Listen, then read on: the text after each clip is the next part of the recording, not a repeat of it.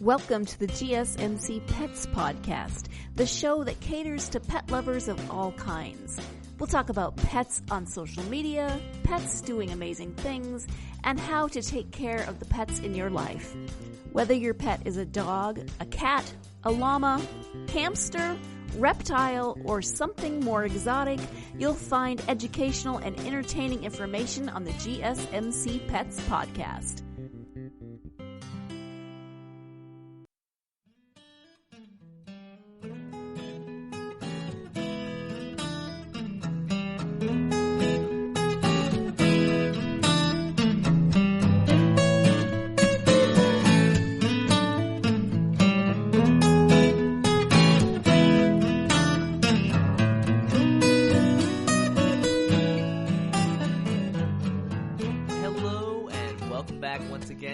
GSMC Pets Podcast, brought to you by the GSMC Podcast Network. I'm your host, Alex Fletes. Now, as I'm sure you're aware, there's a lot of chaos and disorder and unfortunate things happening in the world. And in the midst of these trying times, there's always something a little light in the darkness that happens. And today I wanted to talk about just something fun and interesting that I thought people would really get a nice enjoyment out of. So one thing I love are animals that live in extreme environments, animals that live in places that we don't typically get to view simply because they aren't exactly inhabitable for people, or they live in ways that humans wouldn't really have a good enough experience to be able to take in. Now, I've already talked about zoo animals and how their living situations can either better their lives or they can be treated as, inhumanely. It depends on the type of zoo. Thankfully, a lot of places have rectified this dilemma of zoos and have really changed the face of how people view zoos. But today I wanted to talk about a zoo, apparently the Shed Aquarium, my mistake.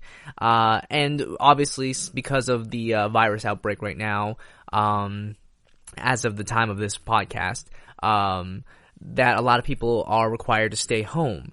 And well, home is for the animals, this zoo, by the way, the aquarium, so a lot of the animals in the aquarium get the rare opportunity to roam.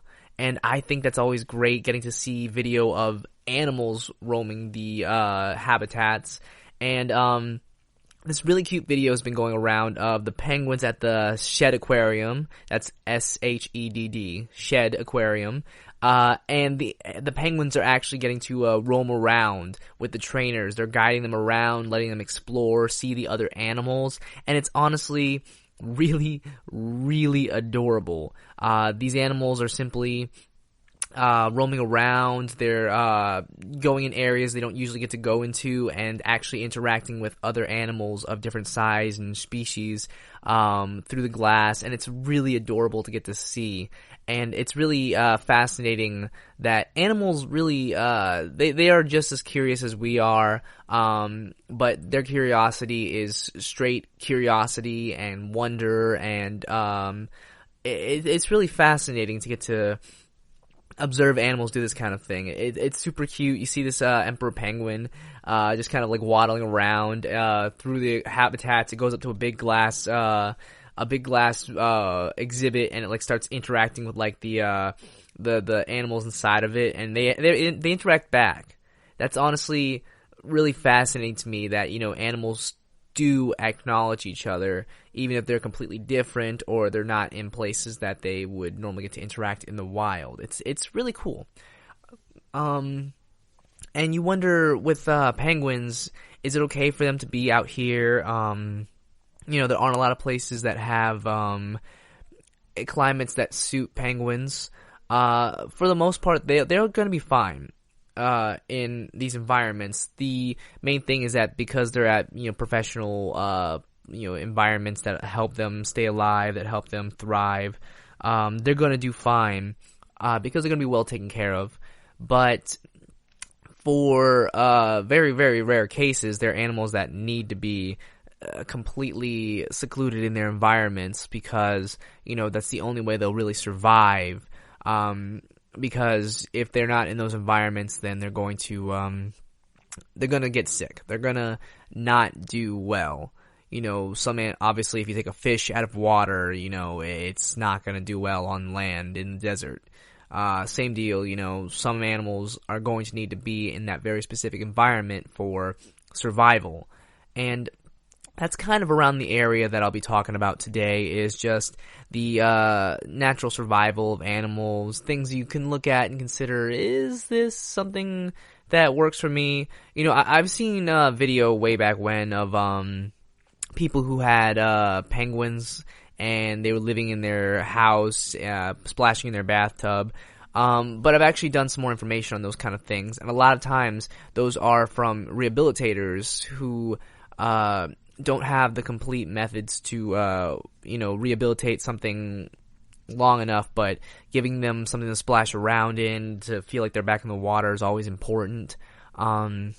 But that is still a good question. Penguins are not very good pets. Penguins are going to require a lot of care, very strict diets, very, very strict diets, because, it's not like, penguins aren't like, say, they're not omnivores. They're technically carnivores, because they eat a lot of fish, but it depends on how you define fish, as meat or not. Some people actually don't consider fish meat. But, penguins have to be very, very careful with what they eat as well. A lot of sea creatures do have very specific diets.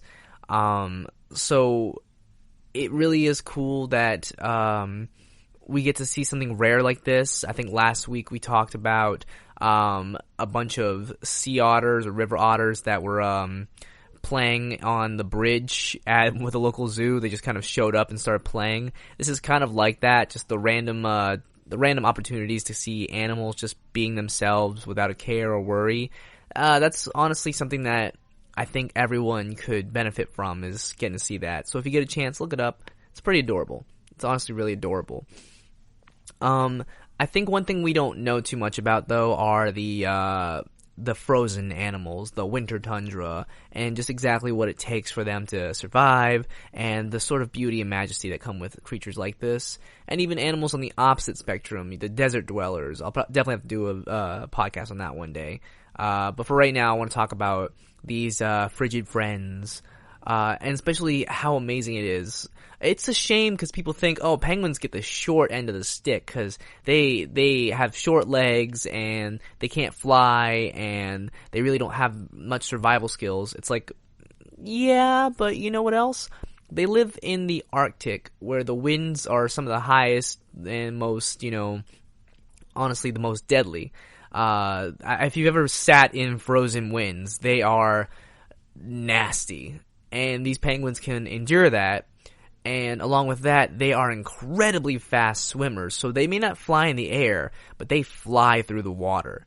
The way that their feathers are made, it's like got a special oil coating on them, and they're like really thick feathers. So honestly, you may think that a parka or something will keep you warm. No, those guys are warm. It's really impressive how we don't consider those ends of the spectrum. That penguins are speedy little creatures. They fly through the water, but at the same time we have some crazy birds, albatrosses, eagles, birds of prey who just glide and soar through the air. Well, those guys won't do that well up north in, the tundra. They won't do that well when the winds are unfavorable, or they really won't do that well when it comes to the water.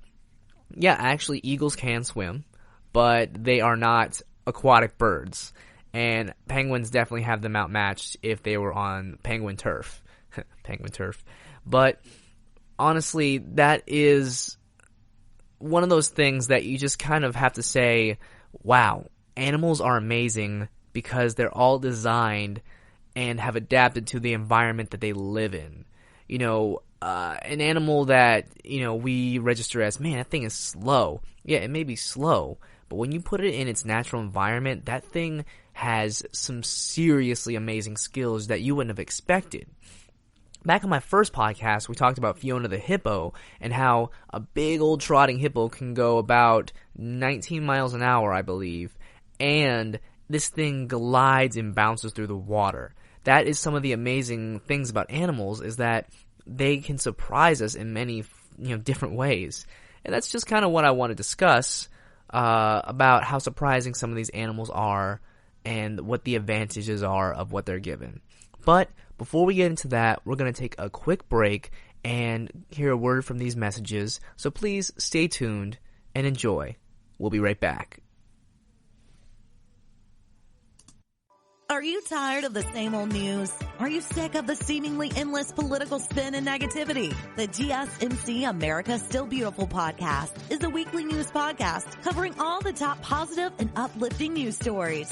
We cover stories that will inspire, uplift, and remind you of the good in the world. Tune into the Golden State Media Concepts America Still Beautiful podcast to get all the great and positive news stories of today. Download the GSMC America Still Beautiful podcast on iTunes, Stitcher, SoundCloud, Google Play, or anywhere you find podcasts. Just type GSMC in the search bar.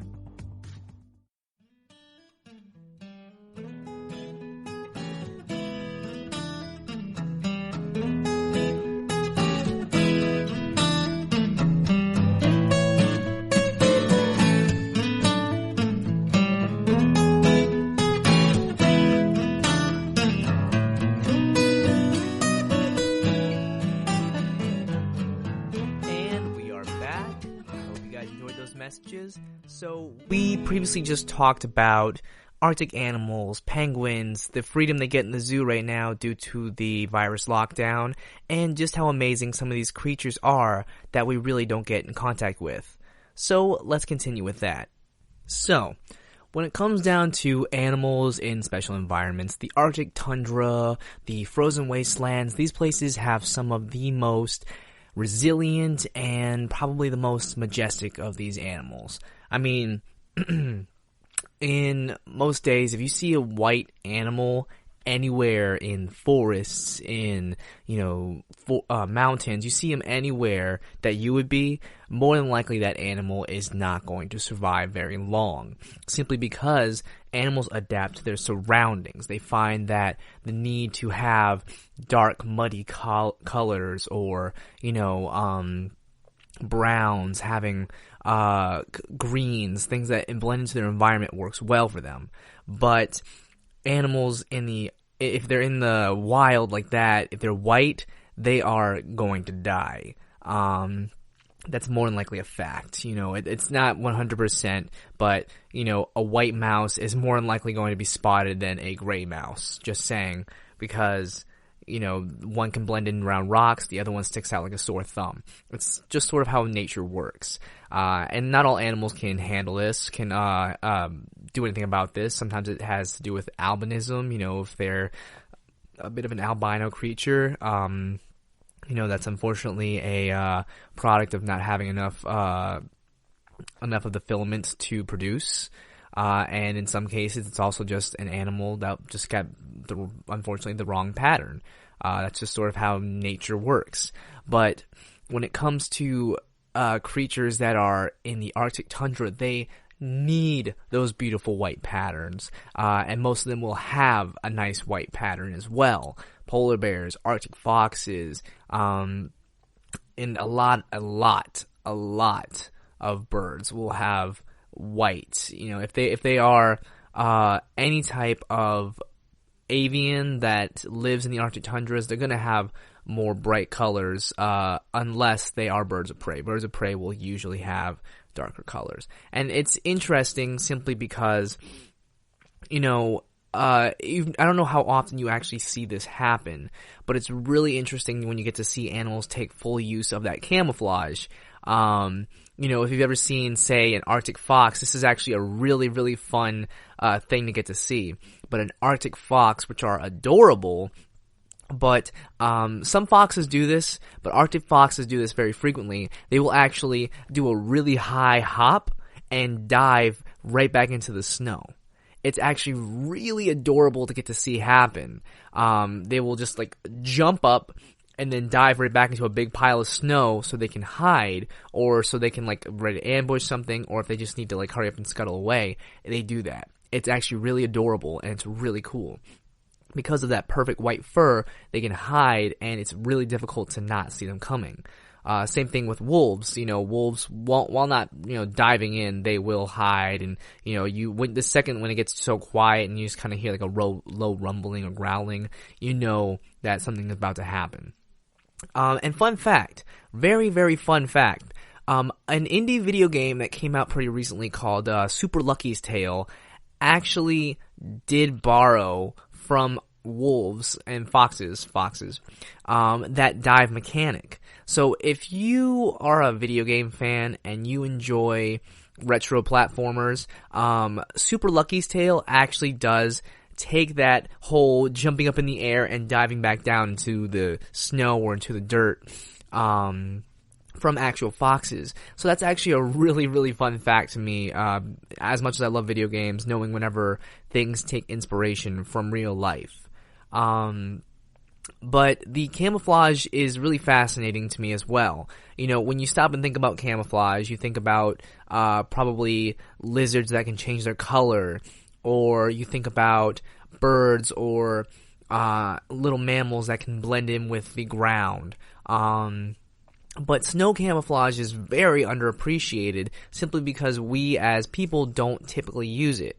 If we as people needed camouflage, and we lived in more snowy areas, you'd have to wear a lot of white coats. You'd have to be someone who stays in a lot and your skin pigment goes bright. So someone who has darker pigment in their skin wouldn't fare as well. So that's a really fascinating fact to me.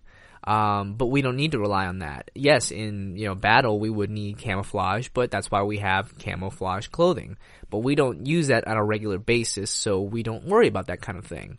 But, hey, animals that use that camouflage, they better have a nice thick coat of it, and they better have a good color for it, because, if you're green and you live in, if you're green and you live in the Arctic, you're gonna stick out. If you're dark brown, you're gonna stick out even worse. But at the same time, if you're Snow White and you're living in the Amazon jungle, you're going to get probably one of the first picked out. It really is unfortunate that, that's something they can't really control. Only a small amount of creatures can control that. But the Arctic camouflage is definitely one of my favorite types of camouflage as well. Because unlike other forms of camouflage that have to be like scales and ridiculous or even outrageous colors, Arctic foxes and Arctic creatures get a nice beautiful white coat that just feels natural, and it's pretty amazing too. But Arctic wolves, although they do need the white camouflage, they also don't always need it if they don't live in completely snowy areas though. Because rather than camouflage, they'd rather just need thick fur. There is some interesting aspects about the Arctic area that I really do find fascinating, but that's more or less a later down the line topic. But one thing we haven't talked too much about are the sea creatures of the Arctic. Primarily, there aren't a lot of big fish that do take a lot of Arctic priority. There are some. But a lot of fish can't survive in that. It's actually really, really cool to get to see the divide in oceans. I believe the Arctic Sea and the Arctic Ocean and the Pacific Ocean, actually you can see that nice, divide. You automatically see, boom, here's where the waters change, hot, cold. It's like a big, dark line. It's really cool to get to see. And at that point, there are creatures that are like, nope, can't do that. Nope, not touching that. Nope, get me away from there. And that's really cool. I think it's really cool how everything just kind of has a place where it needs to go, and it's just perfect to set lines and stuff like that. But yeah, you're not gonna find any small fish out in the Arctic Ocean. Not any small trout or I'm talking river fish. Those things will die if they go even into the big ocean sometimes. But there are more husky, thicker fish. That's why if you see shows, I don't know if it's still on, but The Deadliest Catch, they go out to more rough sea water, sometimes out in the Arctic too, to catch really specific fish, because they're not things you're going to find just in the ocean. Sometimes you have to find things that are like really deep in the Arctic because they're meatier fish, or they come bigger because they have to have more mass to live longer. It's really interesting. But animals like penguins, orcas, narwhals, we'll definitely want to talk about that, live in these Arctic environments, and they have a lot of interesting mechanisms to do that. One thing you find that a lot of creatures in the Arctic don't particularly need is speed. And that's for good reason. I'll definitely explain as to why a little bit later. However, when we stop and look at it, the differences in environments really are a sight to behold. You know, we as people, you know, a lot of us, you know, if we live in America or even, you know, more rural or metropolitan areas in the world, we're not going to see a lot of these crazy animals. But if you live somewhere where maybe it's more intertwined with nature, you might get to see more uncommon animals. You might get to have more interesting experiences, and you might know some of these things. But it's not very often that the majority of the population gets to see or experience these kind of things on a regular basis. So, yeah, I can talk about forest animals and, you know, why they do this, what they eat and stuff like that, because they're right in my own backyard. But I have to go and do research on some of these creatures and, like, realize that explains why they do that. That explains why they look like that. And it really is something to learn. But we're going to take a quick break once again, and when we come back, we're going to talk some more about the ocean life of the Arctic and some really fun facts you might not know related back to media as well. But for right now, enjoy these messages. Tired of searching the vast jungle of podcasts? Now listen close and hear this out. There's a podcast network that covers just about everything that you've been searching. Hey! The Golden State Media Concepts Podcast Network is here. Nothing less than a podcast bliss with endless hours of podcast coverage. From news, sports, music, fashion, cooking, entertainment, fantasy, football, and so much more. So stop lurking around and go straight out to the Golden State Media Concepts Podcast Network. Guaranteed to fill that podcast itch. Whatever it may be. Visit us at www.gsmcpodcast.com. Follow us on Facebook and Twitter, and download us on iTunes, SoundCloud, and Google Play.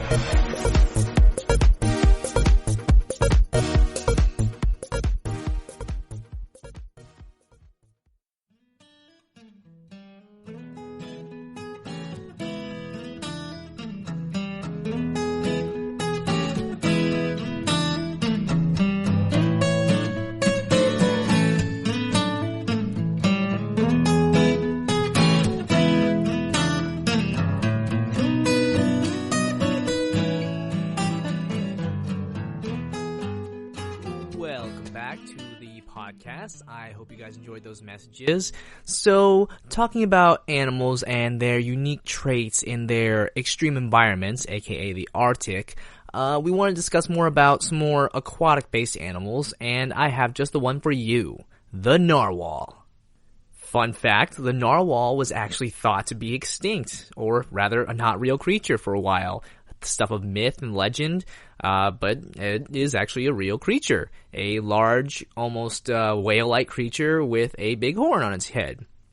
Another fun fact, it is also known as the Jedi of the Sea, and can use the Force to move large icebergs. That is not a real fact, but I thought you would enjoy that. So, with the narwhal, it's really a mystery, almost a, well, oddity of the ocean world. I mean, essentially it's just a big whale with a horn on its head. You know, what really makes a narwhal so special? Well, that's really something to be said. I think one thing about the narwhals is that simply it's different. You know, sure, we do have animals out here in the, more, Pacific or even the Atlantic Ocean's also freshwater, but in the oceans that, the swordfish, a lot more animals that have these weird designs to them. that make very little difference or sense, but they do make some sense. But it's interesting about these creatures is that, well, they have a big horn on their head, but they're basically whales. I mean, they actually were thought to be endangered for a little while, but now they're doing great, doing really good, actually. I mean, with these creatures, they actually aren't as big as whales, but they're very similar to the size of whales. It says usually they're going to get close to around maybe 13 to 15 feet. They are actually a lot smaller than whales, but when it comes to their horn, or actually a tusk, it's actually a type of tooth, apparently. It's actually a type of tooth, and honestly, I'm not really quite sure as what it'll use it for other than, maybe ramming into something. But to be completely honest, the tusk doesn't seem to have that much of, doesn't really seem to have that much of a purpose. They're really interesting creatures, though. Whenever we look at these creatures and we think, well, there's a big, unicorned whale out there. It's like, it's a narwhal. It's like, we can look at this and say, yeah, it's normal. It's nothing that special. It still is a fairly interesting creature in the fact that it exists. It just sort of seems like, hey, we have a whale. Now let's make a sharp whale. But in some instances, I think it does make sense, though, that for such a big creature, but still not even the biggest creature, it needs to be both intimidating and it needs to be, I guess the word would be compact. Because if they were just whales, matching the size of orcas or killer whales or any of that stuff, then there would be a large competition between the two of them, and I actually think the horn would be a big hindrance. But since narwhals are actually a bit smaller than whales to an extent, it actually does give them somewhat of a fighting chance. Think of it kind of like the underdog, or someone, the guy who's like the scrawny weak guy against the, big tough bully in a sense. They need some kind of edge to really take care of themselves and also to add something different. Now, what is interesting about these creatures, other than that, is that they have had a huge, and I mean a huge impact on culture as well, mainly culture and media. So narwhals, honestly, if you've lived under a rock for the past 2-3 decades and you've never been on the internet, then it's hard to believe that you may not have ever heard about, the narwhal memes, or, just known about all the interesting facts about them. There was actually a whole song written about them. And, people are just saying narwhal. Like, there's some people who don't know what a narwhal is, but they know that a narwhal exists, or vice versa. It's kind of like whenever someone tells you, hey, did you know that there's a South Korea? It's like, there's more than one Korea? Or there's a North and South Dakota, or East and West Virginia. It's kind of like there's more than one. It's one of those things that you just kind of hear, but you don't really expect. It's pretty funny to me. But other than that, narwhals, they don't have that much, really difference, other than they're just more like smaller whales. They're really fascinating creatures regardless, though, and if you get the chance to see one, I mean, I definitely say go for it. Take full advantage of seeing these things, other than that, believe it or not, narwhals can actually be taken out by some creatures, like, for example, polar bears and even walruses. So again, they're not huge. In fact, you can kind of think of it like it would be difficult for say, an attack dog or a hunting dog or a wolf to take out a bear, but it wouldn't be that hard for a wolf or an attack dog or a bigger creature to take out a smaller bear, or even let's just say a deer. it's kind of that kind of comparison, which is really fascinating because, they're still huge creatures to us, but it's interesting. It's interesting that even though that's the case, these things still are taken down by smaller creatures. Heck, even killer whales will group together and overpower narwhals. The Arctic terrain is not a friendly place. You should know that right now. Narwhals, they're not endangered, and that's just kind of how nature goes. It's not something we completely need to worry about, but they are fascinating creatures that deserve time to be acknowledged and observed if given the chance. They, just like whales, breathing holes, they have a lot of features. Just, again, they got a big tooth horn. It's fascinating. It really is. But other than that, some of the Arctic creatures just kind of have, I guess, a unique way of doing things. Sea and land don't seem to completely separate the ecosystem of the Arctic's areas. And that's pretty fascinating that almost a majority of the Arctic mammals actually do reside in the water. And other than, there's not a ton of notable fish, but, you have a lot of birds, you have a lot of mammals, vertebrates, you have a lot of creatures that spend most of their time in the water because that's where they find their source of nutrients. Think about if you had wolves that were just jumping into the water because they could find just as much prey and meat in the water than they could on land, if not even easier. It's really, really interesting. Whereas here, land creatures rule. If they have the ability to stalk a prey, they'll find a prey. They'll search pretty hard and track down something right around the corner. It's really important to get to know what it's like being in different environments and how different creatures thrive and what kind of things you can expect to see in those types of environments, which, again, nice trip to your local zoo or nature institute will definitely help you out with that. Ask a professional, and they can give you much more detail than I ever could in this short 1-hour podcast. But it's still something I find incredibly interesting and something I love to take some time to explore and learn about. When it comes to creatures, trying to find something new about animals will definitely broaden your horizon. Little things you'll learn about creatures here, there, everywhere will really open up the world to your knowledge and expertise.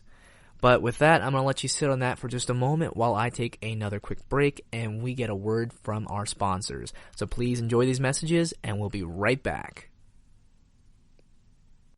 Is weird, odd, strange, or just plain bizarre is really your cup of tea? Then the Golden State Media Concepts Weird News Podcast will give you that fix. Can't believe it? Well, listen for yourself as we deliver the strangest news you definitely won't find on CNN or Fox. It's the Golden State Media Concepts Weird News Podcast.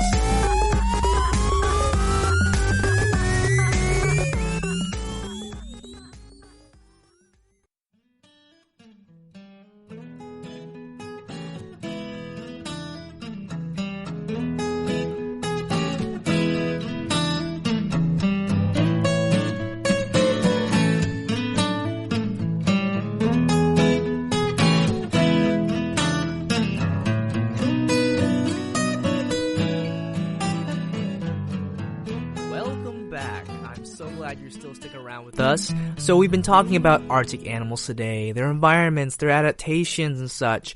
We previously just had a nice little conversation about the narwhal, the Jedi of the sea, swimming in the ocean, causing a commotion, because they are so awesome. But now, let's talk about another creature.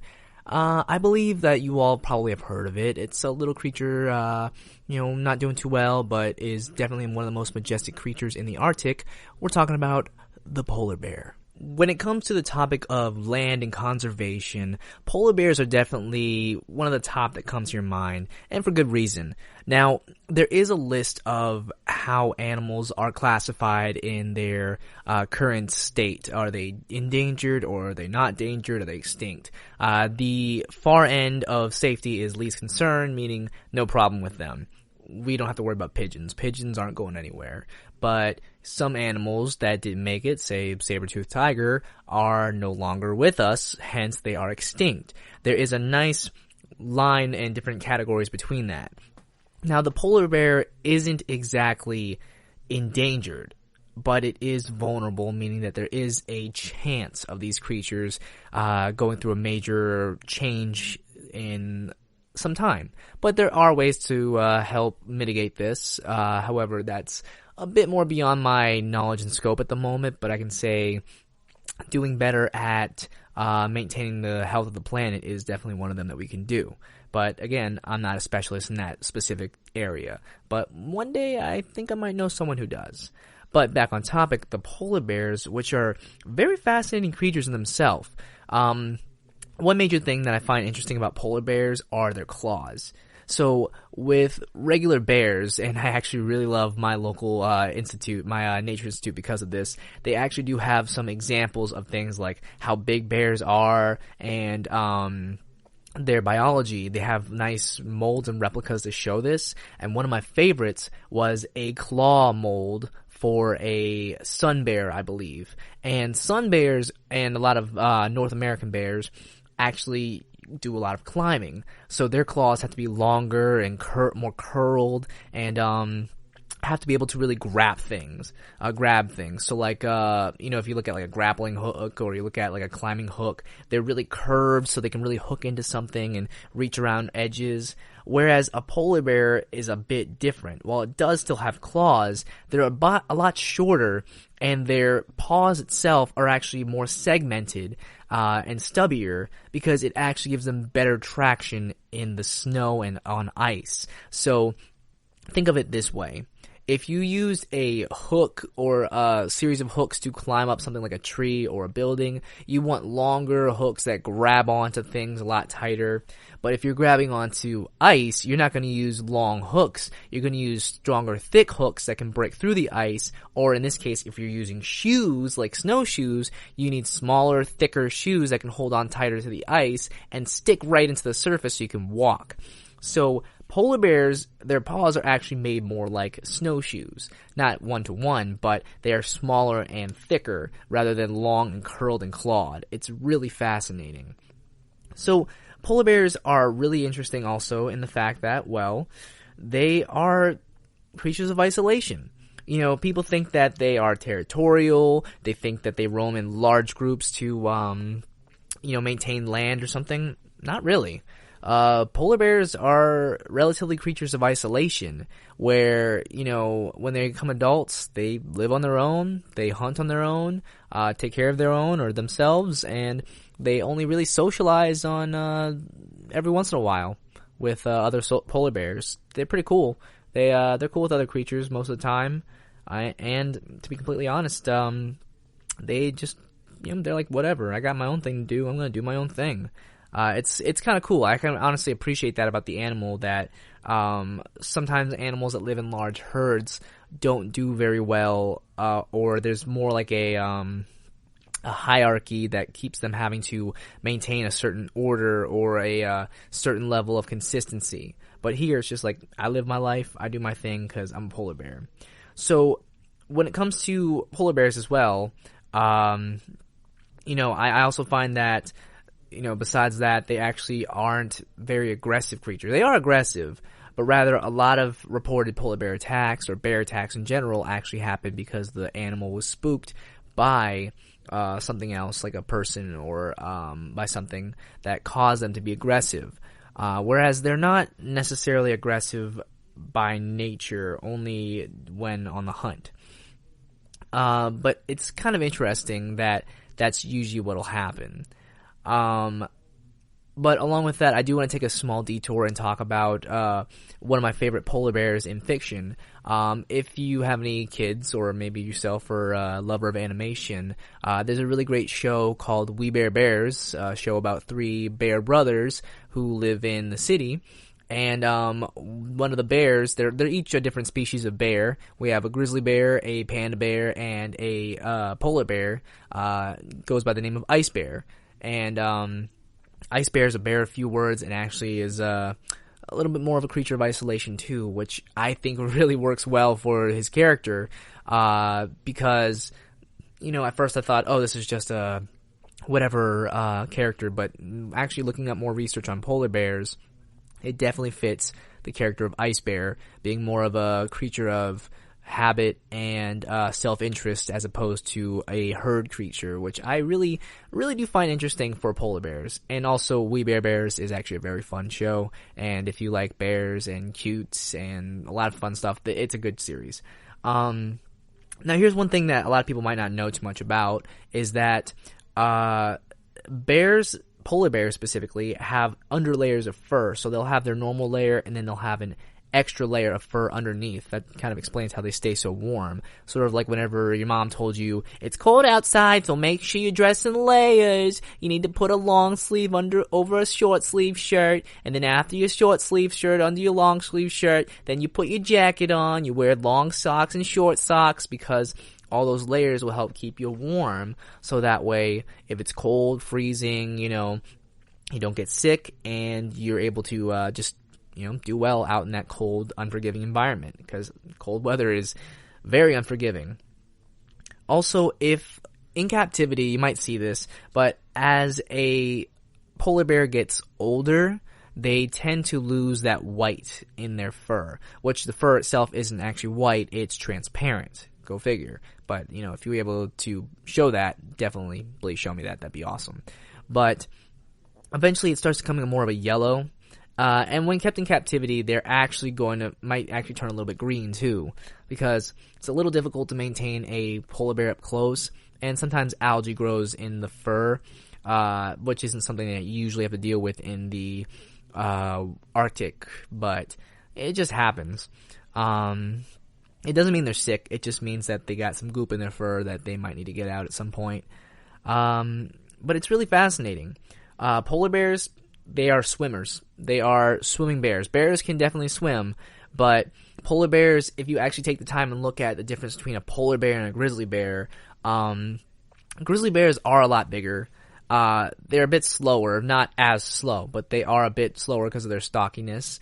And they don't do as much swimming as polar bears typically will do. So, like I mentioned earlier with the long claws versus the short stubby claws, the long claws of grizzly bears aren't, ideal for swimming, because their paws are going to be sort of one thing, and then their claws on the end sort of just become really long, good for scooping things up and, slashing or ripping things. Whereas polar bears, like I said, have more segmented paws and are good for standing on icy terrains and for really, holding onto the snow and everything like that. So there is a difference. And polar bears definitely have a bit more of a longer body as in comparison. It's really interesting to look at with these characters.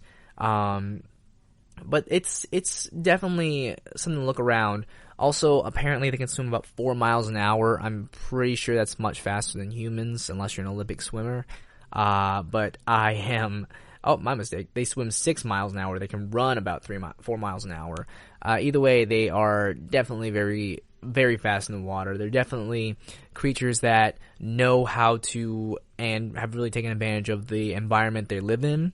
And I find that really fascinating, because that's just how it happens in the wild. They adapt to their environments and they thrive. But with that being said, we're going to take a quick break once again, and when we come back, we're going to talk about some traits of more Arctic thriving animals and just what you should know, and maybe some interesting places you can look to learn more about these type of creatures. But until then, stay tuned after these messages. the Golden State Media Concepts Travel Podcast, the show that gives you advice on everything travel. We explore places you've always wanted to go, as well as giving tips for traveling in those places. We'll give you advice on the best sites for travel tips, information, and discounts. Join us as we travel the world, explore cultures, and meet new people. The Golden State Media Concepts Travel Podcast has got you covered. Download the GSMC Travel Podcast on iTunes, Stitcher, SoundCloud, Google Play, or anywhere you find podcasts. Just type GSMC in the search bar.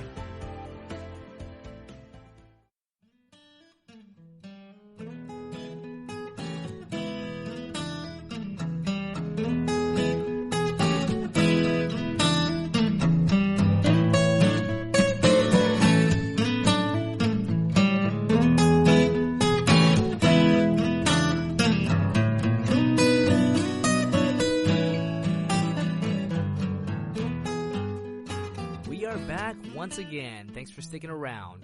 So we had a nice discussion about polar bears, and rather than talking about reduction in their environment, we're actually talking about the physical attributes of a polar bear and what you should look for and why these creatures are so amazing.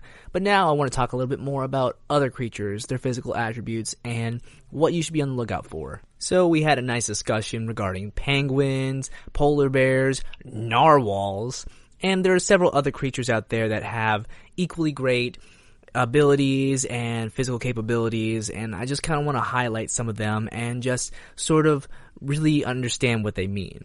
So one of the big things you'll find about aquatic creatures in the Arctic is that they tend to be a bit bigger as well. Along with that, obviously their speed and swimming prowess are going to be some of the top notch, but you'll actually find that a lot of the creatures in the Arctic are mammals. You know, sure, there are a lot of fish as well, but the diversity of fish sort of outweighs the diversity of fish isn't that great out there. You know, you'll find a lot of bigger fish, probably tougher fish than you'll find in warmer climates. In warmer climates, a larger variety of fish can live in all different sizes. But in smaller climates, in colder climates, you're going to find you're very limited because bigger creatures that can survive in that warm will definitely do much better.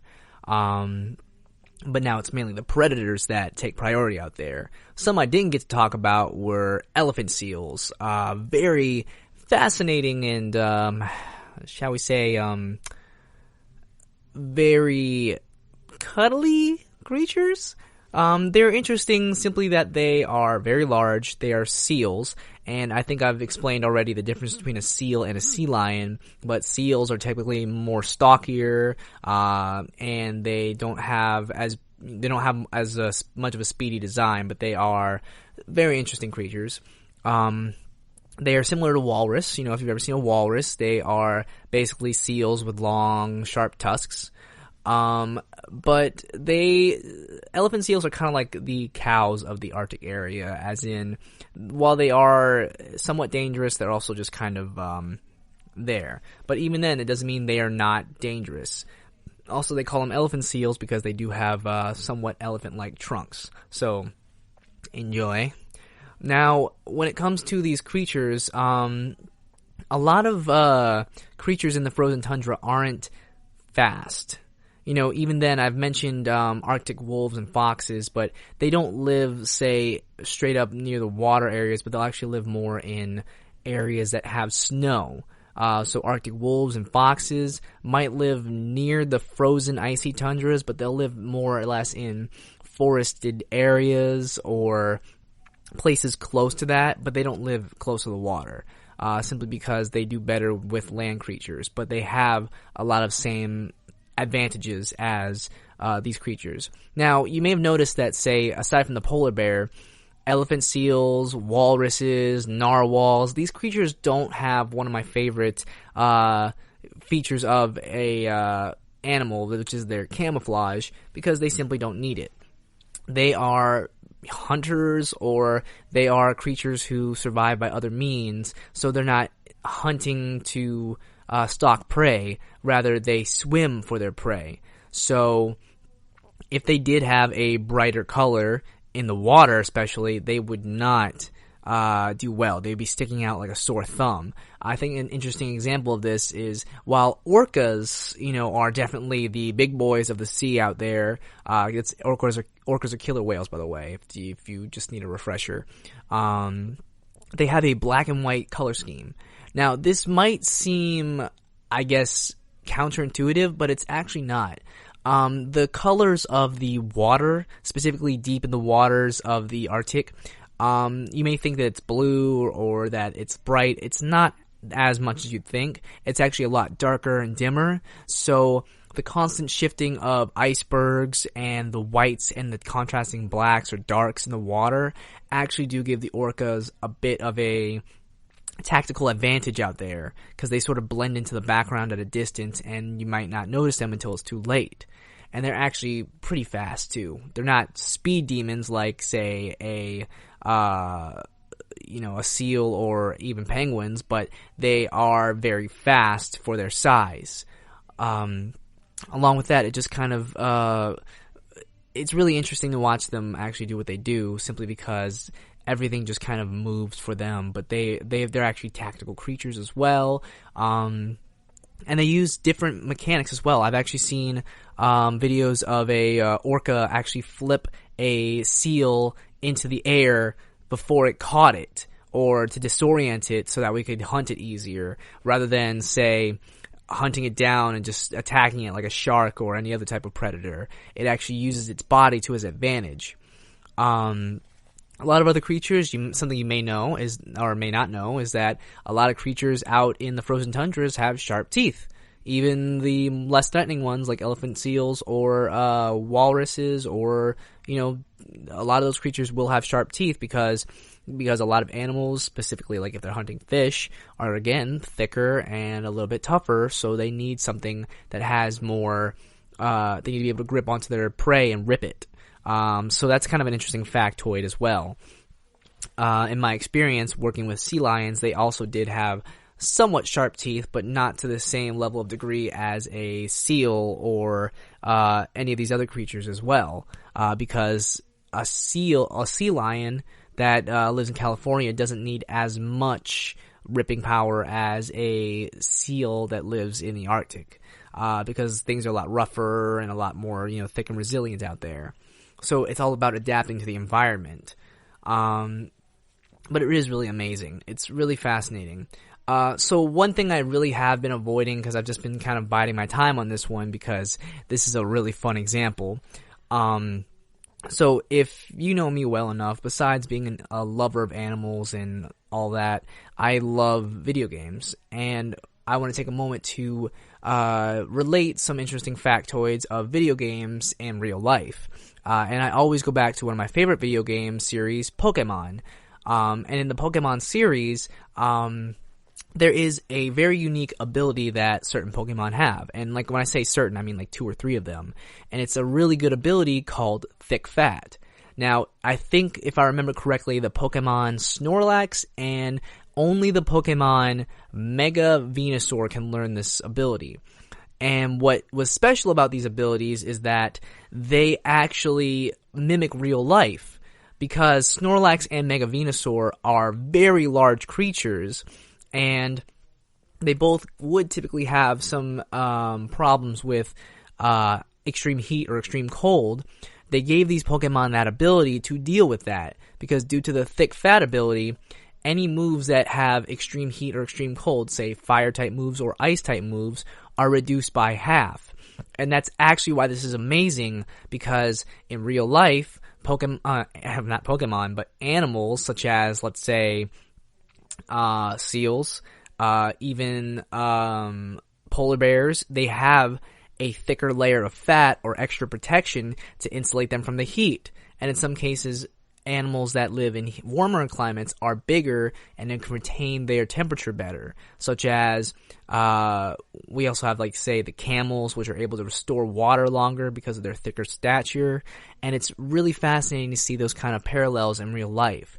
There are several parallels between media and television that really do show the level of connection and realism in a fantasy setting. And Pokemon is definitely a good place, so I might be coming back to that a bit more.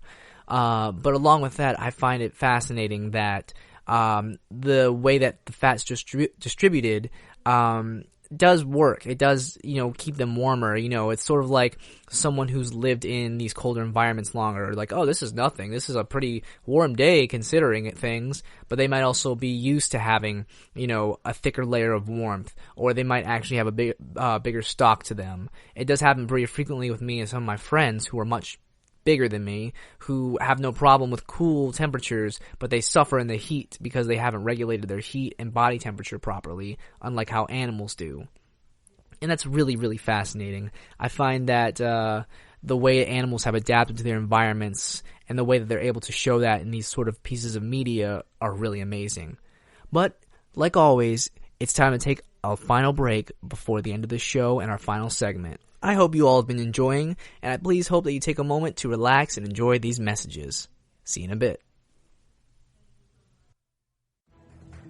Want to find out what movies to go see? Then check out the GSMC Movie Podcast. It's your ticket to the latest movies, whether it's a new blockbuster event, romantic, comedy, or action flick. This show has got it all covered. They talk some what to go see now, don't bother, what's hot on Netflix, and everything in between. That's GSMCpodcast.com/movie-podcast. When it's all about the movies, it has to be this new show. Don't forget to like them on Facebook and follow them on Twitter. Visit GSMCpodcast.com for more info.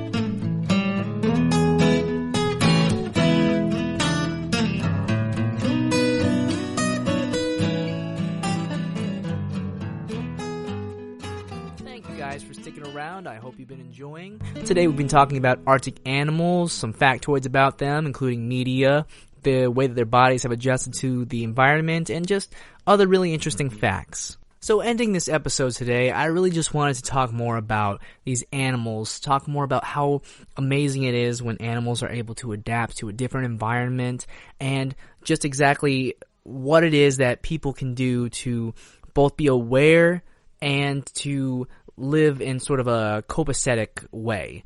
One of the main things is obviously, I highly doubt that there's going to be a lot of people out there who live the exact same way as they do. Occasionally there are people who live in these extreme environments as well. Perhaps they live near the Arctic. Perhaps they live up north where it possibly is common to see polar bears. One of the biggest things is to obviously keep it clean. If you live anywhere, try keeping the environment clean, making sure that things are safe, and making sure that you can enjoy the environment without needing to leave your essence behind. You really shouldn't leave the area any different than it is when you got there. If anything, leave it a little bit better, almost like you were never there. Simply because when animals start becoming more used to humans being around, it changes it can change their biology, it can change their physiology, it can change a lot of the way they view things. If you actually look at things like areas where in Japan or in other areas where, like, say, monkeys or deer have gotten used to humans coming and feeding them, the second humans stop, it does force them to become scavengers, and they roam into places they shouldn't be. There was a recent report of large gang of monkeys, I'm talking like a town's worth of them, bursted into the streets because there were no humans coming to feed them, and they were searching because of this whole virus issue. Same thing with deer in the Nara, Japan forest, that they roamed out of the forest because humans weren't coming in to feed them, so they were searching for food in other ways. And this is dangerous for them simply because they become dependent on people. And while it's really difficult to change everything back to how it used to be, making sure you don't make too much of an impact on anything else is one of the better options you can do.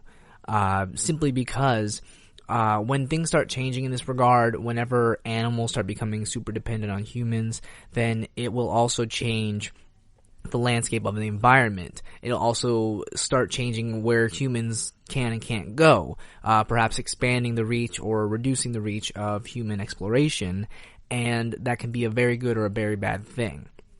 I think definitely one of the best examples are of people with the whole toilet paper issue, is that people coming in taking like 100 rolls of toilet paper for no apparent reason. And it's like, if you take what you need over what you think you need, and more than you need, then you're honestly taking too much, and then other people are going to suffer for it. Whereas, same issue with nature, the more you take from it, the less you're leaving back for others. And that's definitely not a good practice to keep going with, simply because we take a lot more than we need. We leave behind what we don't need, and then that leaves others to have to feed on those remains. One other really important thing is that these are wild animals. Very rarely have any of these animals become domesticated.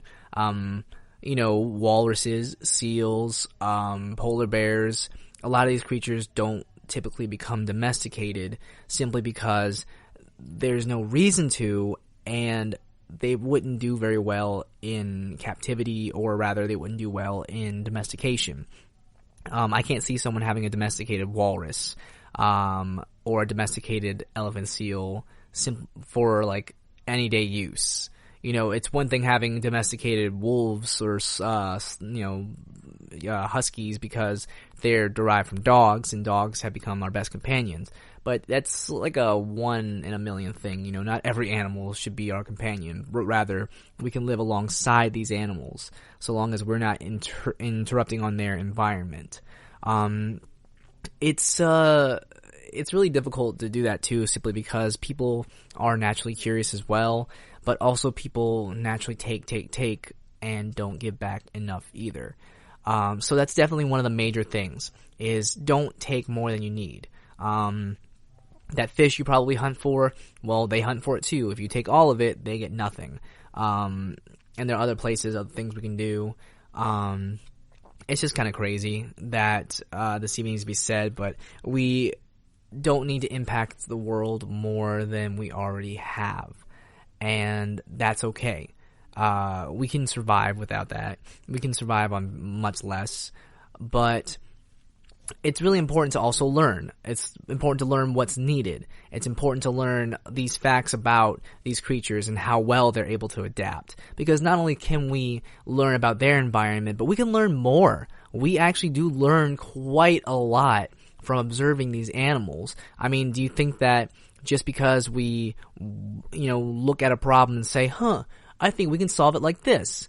It's a lot of trial and error, and sometimes even our own modern inventions and creations are derived from animal-like inspiration. A lot of people who've invented scuba gear or, even sometimes breathing apparatuses or important tools that we use every day are derived from studying other forms of marine life or flying contraptions, planes, and mobile, cars and things like that have some form of inspiration, whether known or not, from animals. Things like wind resistance and drag, we learn from watching animals that we just kind of pick up. So even then, getting the time to learn about them is just as important as what they provide for us or what we can take from their environments. So definitely take that time to learn more about how they live. Perhaps you'll learn a thing or two. Perhaps you'll learn more about yourself as well.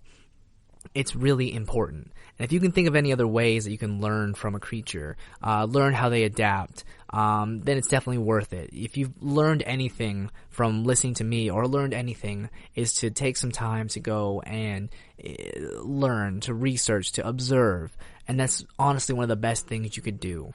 You might pick up something unique. You might pick up something that you honestly didn't expect. Because we don't need to take everything. We don't need everything that's being offered. And honestly, nature becomes more amazing when we just leave it alone. But the more we keep impacting it and adding changes and, sticking our finger in the soup that is, nature, then we just add too much of ourselves and we take away the majesty of nature. And it's sad. On the bright side, there are a lot of good things that we do as well. And in fact, we can also improve on nature. But just because we can doesn't always mean we should. And unfortunately, sometimes we do a little too much. So hopefully this podcast can help you find that nice balance. Take the time to learn more about our friends in the frozen wastelands or the heat-stricken barren lands or anywhere that something lives. Definitely take the time and study these things. If you have the chance, go to your local nature institute and learn about these animals. Ask a lot of questions. Curiosity isn't just for kids either. As an adult, you should take the time to use your knowledge to affect the world, especially when it comes to nature and all of our awesome vertebrate, invertebrate, sea-dwelling, reptilian, avian friends, and anything else that we don't even know about yet. But, as always, I'd like to thank you all for listening to the GSMC Pets Podcast, brought to you by the GSMC Podcast Network. Please, definitely, if you enjoy what you're listening to, please consider subscribing to this podcast. Also, if you would like to follow us on social media, on Facebook, Twitter, and Instagram, that would help us out a lot. And leave a comment if you like what you heard today. And as always, thank you, and have a great day.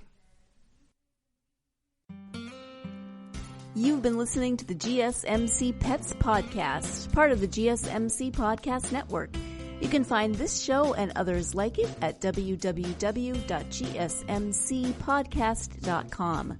Download our podcasts on Apple Podcasts, Stitcher, SoundCloud, and Google Play. Just type in GSMC to find all of the shows from the GSMC Podcast Network. From movies to music, from sports to entertainment, from business news to weird news. Follow us on Twitter and Facebook. Thank you, and we hope you have enjoyed today's podcast.